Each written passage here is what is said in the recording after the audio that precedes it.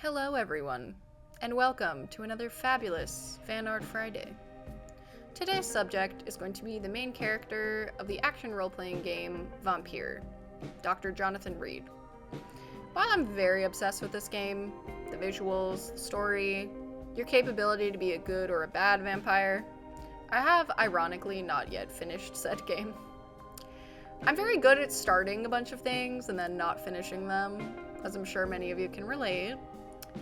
I actually have a friend who has over 1,000 games in his Steam library, so maybe I'm not doing too bad bad there. Anywho, if you're not familiar with this one, it's a game that came out in 2018. It takes place during the Spanish flu epidemic in London at the beginning of the 20th century. Parallel to the actual historical plague is a fictional vampire plague that is just getting worse, hidden by the human epidemic. I have a really weird relationship with this game in particular because I didn't start playing it until the pandemic of our lifetimes.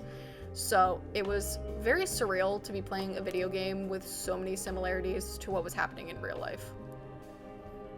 I was also a frontline worker, so I was in the throes of the chaos the entire time that was all going on. I did not miss a single day of work, so I saw firsthand the eerie ghost town vibe of everything at that time. And that eeriness was really similar to this game.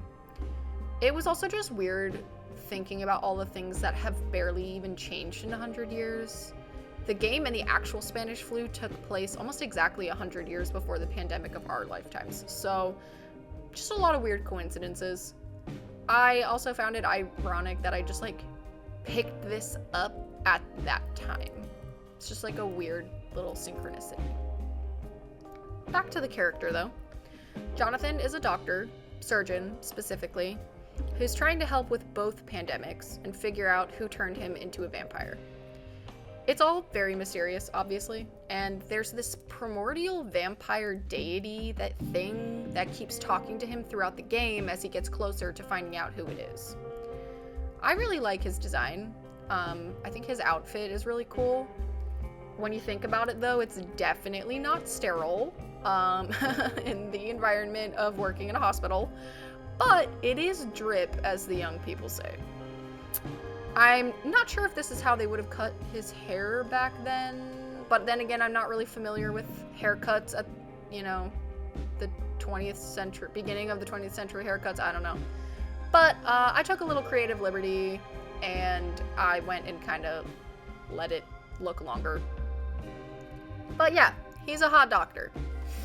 I find his presence weirdly comforting in the game.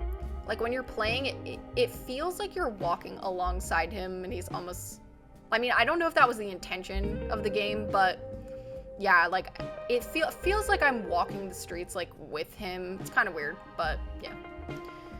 Anywho, as a fan of this game on Fan Art Friday, let me explain to you why I'm a fan.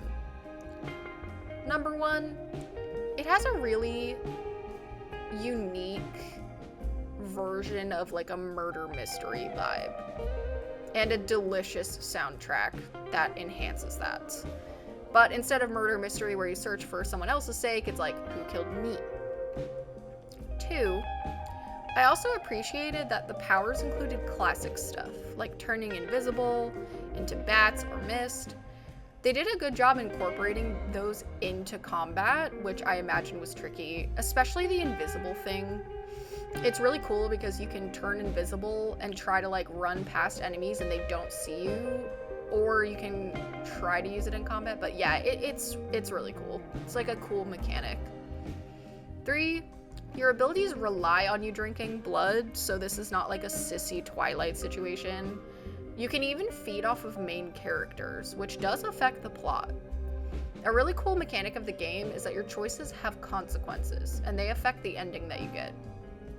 I'm not gonna lie, I may have restarted the game because I did a big no-no to the plot, so that doubled my time playing, because I don't have a save point close to the bad touch, but it's fine.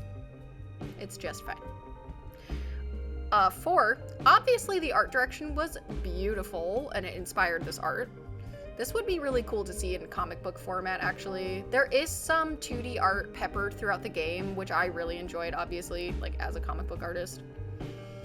5, I also feel like it has a little something for everybody. There's action, mystery, even romance. Vampires, of course. Like, what's not to like? Come on. Now, I mentioned that I haven't reached the end of this game. Well, there were a few things stalling me. I remember I hit a boss that was so difficult, I literally rage quit. And then later, I realized I was playing in, like, it's like combat hard mode or whatever. I'm a big baby when it comes to fighting in video games. I just want the plot, I want the story. I will thoroughly interview every single character in the game. I will click on every single dialogue option. But I just don't care about the combat that much, sorry. Like, it's just, I just care more about the characters and the plot and the story. So I went back and I changed it to story mode, and all was well in Charlie Land, and I could finally get through the plot, so that's great. So just pay attention to whether or not you're in hard mode or easy mode. But yeah, like I mentioned earlier, I made a very bad choice at the end of chapter 1, and I know what you're thinking, but no, I was not trying to be an evil vampire and had a change of heart. I genuinely thought I chose the best option, and boy howdy did it go wrong fast.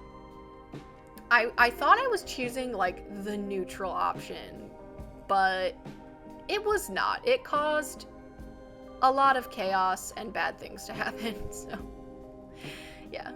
And another reason that I haven't finished this game is because life has been very busy, and I just haven't really prioritized playing video games much. I'm too busy recording and editing YouTube videos lately. Haha. Well, there you have it. My reasons for being a fan of this game, and my process of drawing my fan art.